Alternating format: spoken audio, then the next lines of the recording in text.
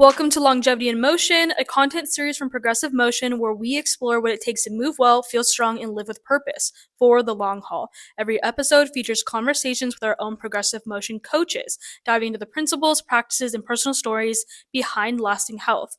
I'm here with Dr. Joey and Dr. Josh, our coaches and our founders here at Progressive Motion. Before we get into today's topic, can you both introduce yourself and share a bit about the work you do?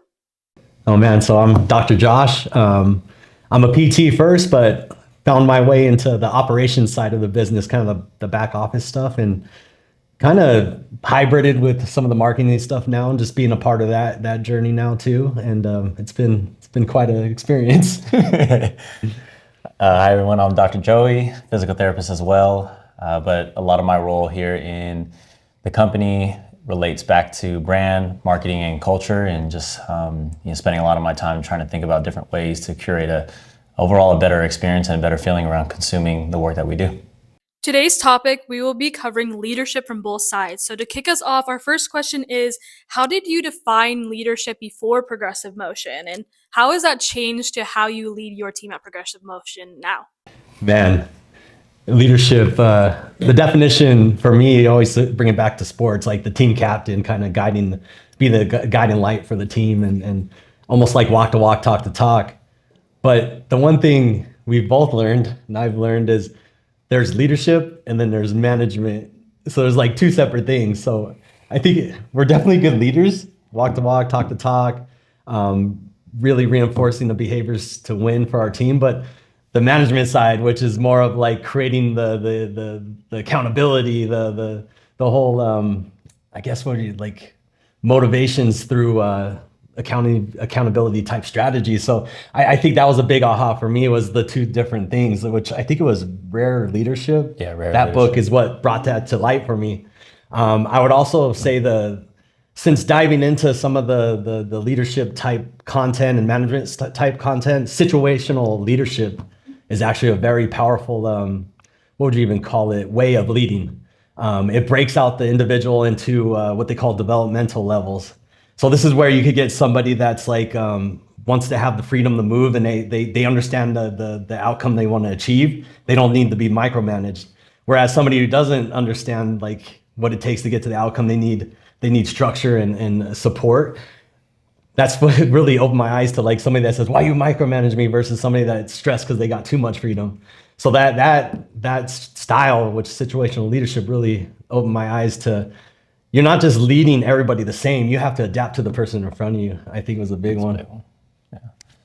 Yeah. From my side, I didn't really have, when we first started, before having to lead anyone, I don't know if I had great role models in the business space that I was able to model after. But to Josh's point, I think when you saw a leader, you immediately thought about people that led teams, but it was all in sport context. And at that time, I thought it was separate.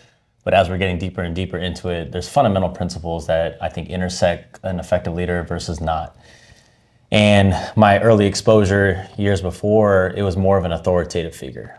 I didn't know that you could be a leader that can lead from a certain place of I guess love is a simple word, but to me, it's like, how do you create a safe space for people to be able to fail? And I think however you need to do that, I think is an important component of being an exceptional leader, because I think in typical situations or environments, there's a lot of fear that's running through potential organizations that doesn't allow someone to show up in their full creative self.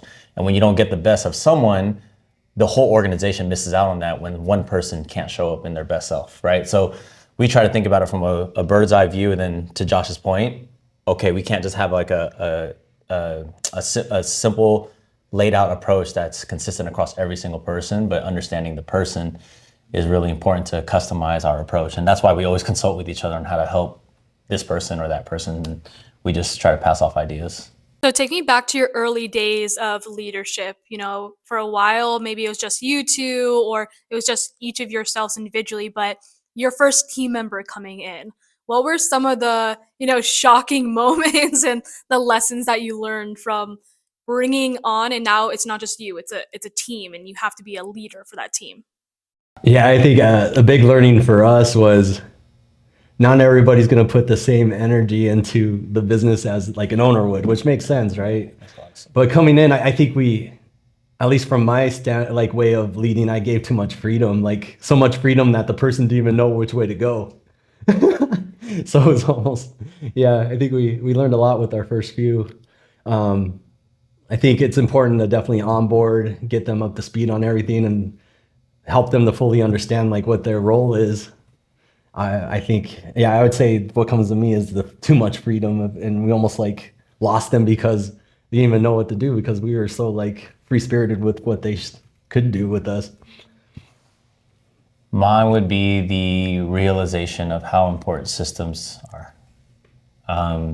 Again, because it's like I was listening to something earlier today about like scaling up a practice and being able to write everything down that you're doing, from how are you cleaning this gym. It's as simple as that sounds, and we can assume certain people know what to do.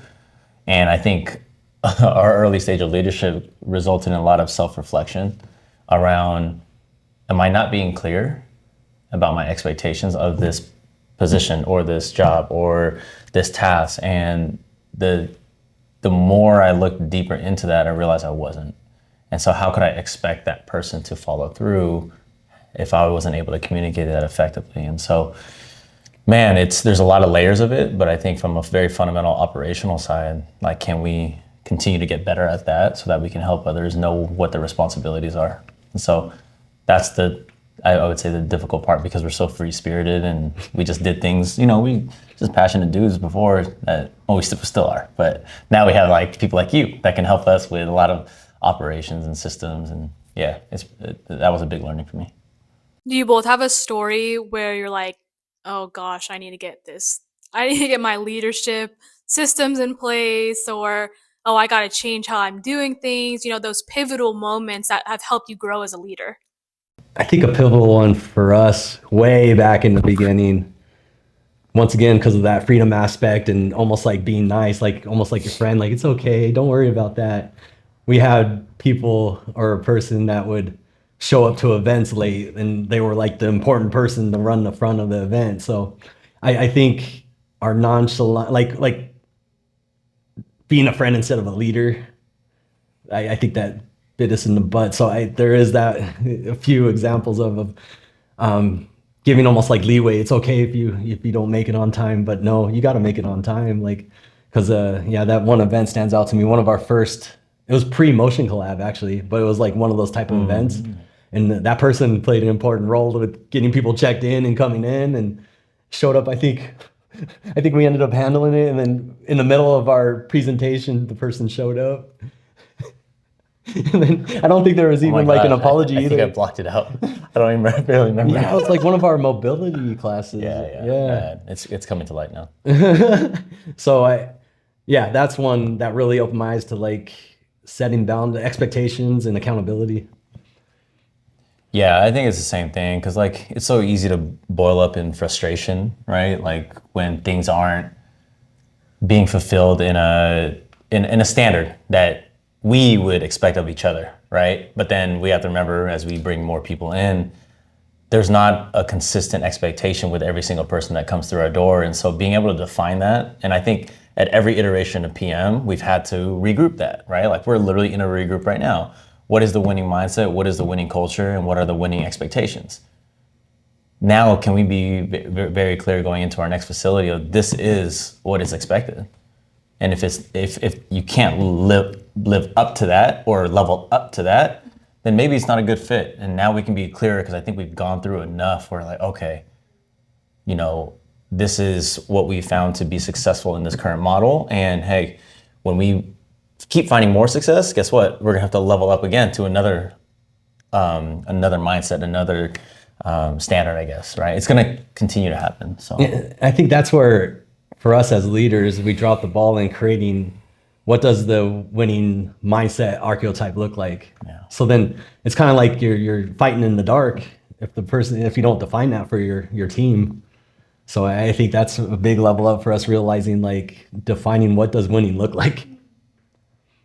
As you both mentioned, leadership skills, you level up, they evolve and such. What would you say are some of those trigger points for yourself of, okay, this is a point where my skills do need to develop, or I do need to transition how I'm leading this team? What are those like telltale signs that some things need to adjust? Well, I guess objectively, if you're not meeting the criterion of what success is that you define for yourself, that's already a trigger for something needs to change. Because then if you're doing the same behaviors and getting the same outcome, that's crazy. So you need to change something. So that's a trigger for sure. Yeah, I mean, if we're just talking straight objective, it's like, are you fulfilling the commitments that you committed to, right? And we've been trying to do our best and following it up with certain sheets, like our Gantt sheet, to help give visibility. Because that's one of the issues that we had before we, I think, got young and built some operations in place. Like I would just be running around doing things, which felt busy, but it felt even more overwhelming because you couldn't see it on a sheet. And so that even just the simplicity of seeing things on a document, and I've gone through, gosh, so many iterations of like writing it out, because I retain really well when I'm writing, but when it's on a computer document, it's not so much. So that caused a lot of inflection points even on my own life. Like, geez, no wonder why this person is struggling, because maybe this isn't a good medium for them. And so that's the struggle that I have, is like, how do we make it so simple so they can follow through, but then also appreciating the person on the other side of this Zoom lens or the conversation. Like, how do you learn best? And asking those kind of questions. And so, yeah, it can be tough, but I think to his point, the simplicity of like, those are triggers for us to figure out how do we help them shift behavior so they get a different result. Great. Talk to me a little bit about your guys' each individual leadership styles. Are they pretty similar at this point? Do you each have your own role within the team and you lead in specific areas? Walk me through that. I think we're very similar in regards to our leadership style is very motivational, like getting the person pumped. I think the change has been like definitely following up that getting pumped with accountability now. So I think we're on the same page. I know journey. Joey's been really good about the emotional connectivity side of it, which, yeah, if you connect at that level, it really drives some movement. But yeah, also a lot more stressful too, though. So I would say for me, I don't dive as deep into the emotional side. I do pump them up, but I think that's probably what we're doing. We have the same outcome that we're going after, but Yeah, I would say, how can I say this? Like, I feel like Josh is really good at being the ground for me once I can get them to dive deeper, right? Like, all right, cool, we got dove deeper. How can we stay steady operationally to make sure that we can follow through, right? Because he'll ask me certain questions after, like, well, what's next, or what's the next move? What are we going to take from this? Because I think what we found through these years of seeing so many different personalities now, and where I would say the workforce is headed, is people want to feel a sense of like fulfillment and meaning, right? You hear this all the time. I need to find balance, but then how do you find balance when you don't even know what high levels of stress is in work, right? So how do you say that, and how do you show them that you actually do care? It's not just we're not, I use these terms around flapping our gums, but we don't waste energy into people without actually meaning it, right? And so if you can get people in tune with who they are and what they want, now it becomes very tactical. But without that part, I see it as becoming very fleeting and forgotten, in the sense of, you can do all these different things from a sense of discipline, but if they don't have a driver when you get tired, when you keep getting these zeros, when you keep the short-term failures, like, what's going to keep you going? What encouragement are you going to move with? And so that's why it is exhausting, right? But it's worth it. And that's where I think both of us going through our journey together is very important, especially as both of us are the founders of the company. We have to be able to pass that ball back and forth with each other, and also like appreciate each other's styles. Are there different areas in the company that you each lead individually? And how did you come up with the decision on who's going to lead those different components? it's funny. When Young first came on, he kind of assessed the business and saw our style, like and what we thrive in, and definitely I was already kind of heading that direction, where it's more of like the finance operational side of things, back office kind of things, and Joey's more of the marketing CEO position. So we kind of kept it that way, but now we have the support of Young and Akash, which is our CFO. So definitely from a decision making side, now I have pros in the field to like draw from. definitely with those cash flow models and projections and the complexities of that. So it's been really helpful having the Kosh. So I would say I'm definitely leading more on the back office side, and then me and him split the team so that we both check in with half the team, and he's on the other half of the team. That's where I think we appreciated our work with Young, because before that, all the different coaches we had never even assessed. So we went on every journey together. We didn't have different roles. We just kind of did what we thought we needed with the coach. And so we got assessed, and being able to have, like to Josh's point, now he has a Kosh who he can directly go to for financial projections and more of the back office stuff. I've had you for 4 years. So I've had you to help me kind of organize a lot of these aspirations of what I'm seeing in my mind. How can we put it into actual tactics so that we can actually move it forward versus just ideas for idea's sake? And so I think that's been the cool part about this journey now. And I was actually talking to someone on a call about it, and how the beauty of our business now is we don't have to be the all. We can just identify where we need someone that's maybe an industry or a specific expert in that area, and bring all these alpha dogs that know how to do their thing. But I think the key is, how do you curate a culture where an alpha dog can show up as himself without feeling like, hey, that's my job. Like, how can we build a culture where everyone can really just be a beast at what they do? And I think that's really the key. That's the key thing, is bringing all these ingredients and then being able to house it in the same company. So On that same note, talking about culture, how do you involve leadership into Progressive Motion's culture, and how do you empower your team members to take on positions of leadership, with you guys as the leaders of the company, but maybe the verticals they're leading or the opportunities that they're getting? I would say in the very beginning with our folks, it was a little bit too passive. That's why action wasn't being taken.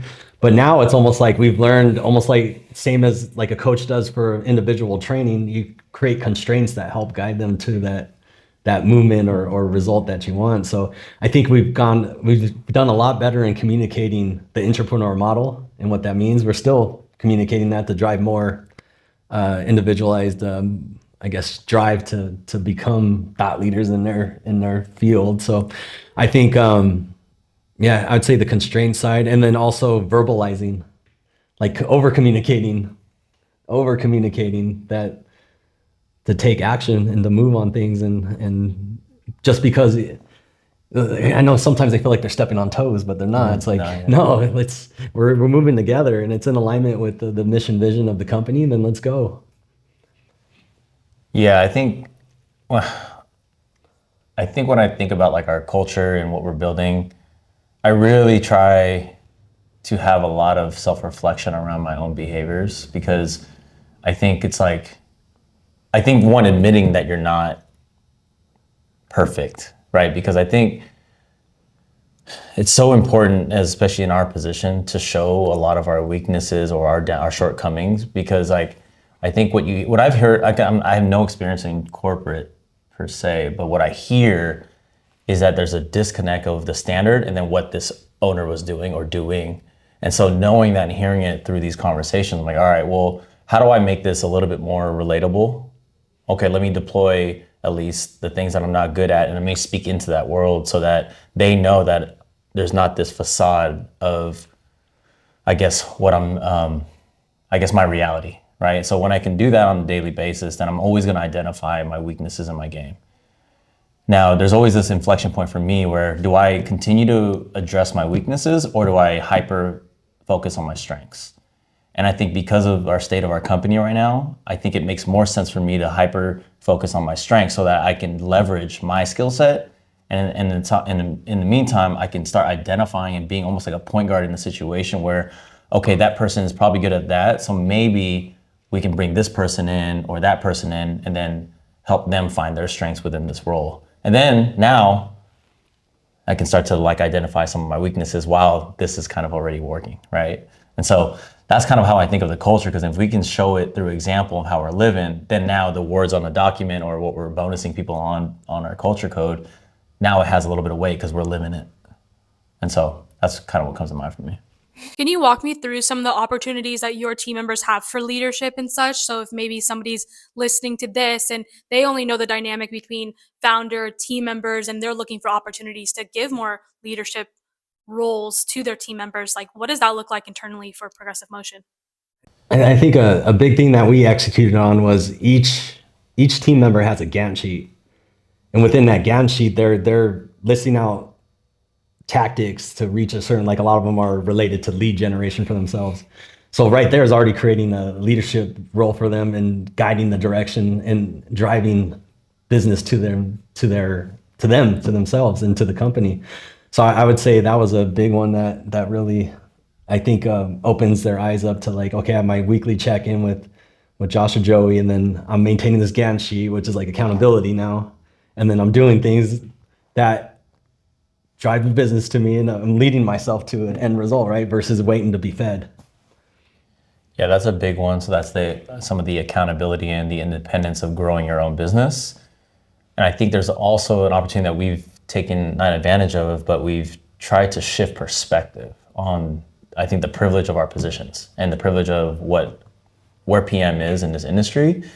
And when you think of that and the opportunities that we're getting in this current landscape of our business, privilege comes with opportunity, right? And when you have an opportunity to shift someone's mindset, you can become a leader in the thing that you're actually interested in. But if at the very fundamental level, if you don't believe that you can actually influence change in someone's life, that's where it stops. Like, leadership is not a position. Like, leadership is how you show up. Leadership is how you move through this world. And so encouraging our team to use their voice is really important for us. So I know typically in corporate ladders, like there's a hierarchy of leadership, right? And I think just for company's sake, we have those terms like, well, we're going to speak to leadership. But the reality is everyone can be a leader. That's more of a choice in how they want to move. This is interesting, huh? Then it becomes leadership versus management again. It's like, all right, there could be tiers of management, but leadership's all of us. Yeah.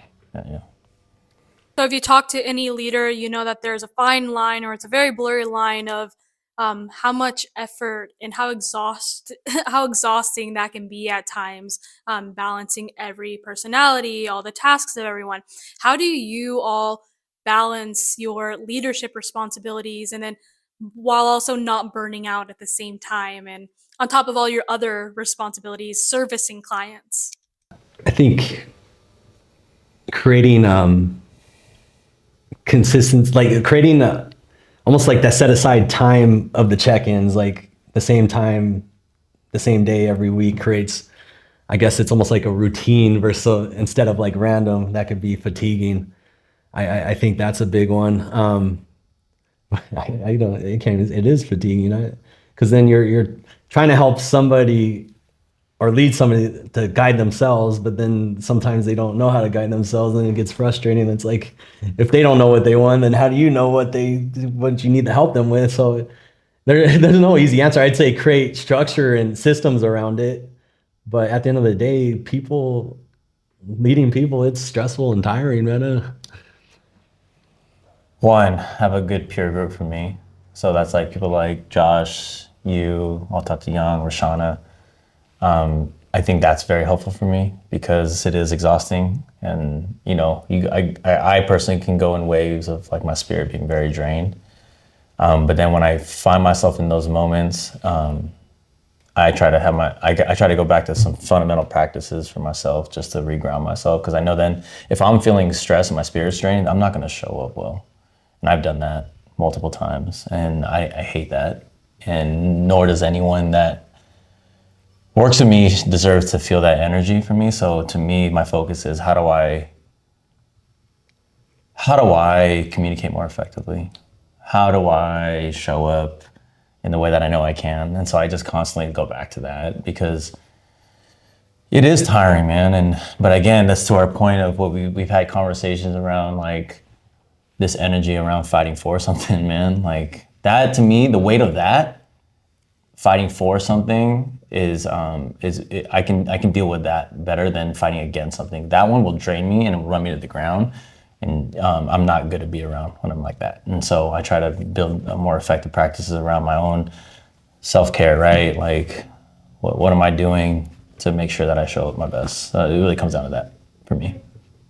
Great. Well, to wrap up our conversation, and for any listeners who are maybe in new emerging leadership roles or are trying to find better systems for leadership in their own company, can you both share maybe your biggest lesson or two biggest lessons about leadership and how that has been instrumental in how you decide to lead your team today? I'd say number one, that winner archetype, you better be that if you're the leader of it. So walk the walk, talk the talk. And then number two, be a systems architect, because you always fall back to the level of your systems. So really taking the time to build out systems that achieve the result that you're looking for. And you're always auditing in and improving in. It's just a constant adapting to the new terrain. And yeah, so I think those two things, walk the walk, talk the talk, and then systems architect. I'll just piggyback off because it was like spot on. But for the walk the walk, talk the talk, when you realize you're not able to do that, work with someone that can help you get there, right? That can come in many forms, but I think the cool part about nowadays, it's not abnormal to work with like a mental performance coach. It's not abnormal to get therapy, you know? Like when I wasn't walking the walk and talking the talk is because there was a lot of stuff that was in my way from a personal psychological standpoint. And once I started becoming more honest with myself, I started realizing how I was not showing up as a leader and why I wasn't effective, why all these things. I'm like, oh shit, no wonder. And so give yourself permission to heal, I would say, is number one, because life isn't easy, no matter where you came from, what you look like. Like there's so many things that get in our own way. And oftentimes, like Jason Maiden would say, your biggest enemy is your inner me. And so if you can respect that, I think you'll see a lot of good things open up in your life. And that's number one. To Josh's point, number two, with systems, that's huge because then you can create a flywheel of habits that just constantly are on autopilot. And so you can use that emotional energy and mental bandwidth towards things that actually move your business forward versus like trying to think of things over and over and over again. And that's something that I still struggle with today. But again, having that top of mind is crucial. Great. Well, Dr. Joey, Dr. Josh, thank you so much for taking the time to speak with me today. And thank you to our listeners for tuning into Longevity in Motion. Stay tuned for more episodes bi-weekly and articles weekly.